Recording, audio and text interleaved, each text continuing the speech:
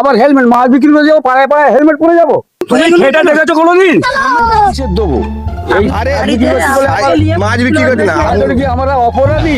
না অপরাধী না, আপনার হেলমেটটা কই? আমার হেলমেট মাছ বিক্রি করে যাবো, পাড়ায় পাড়ায় হেলমেট পরে যাবো?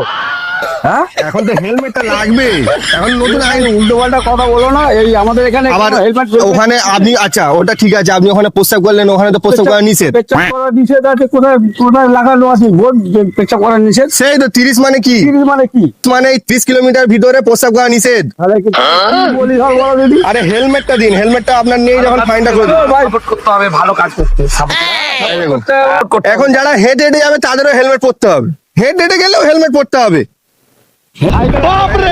হেড হেডে যাচ্ছে, দেখো এই দেখো।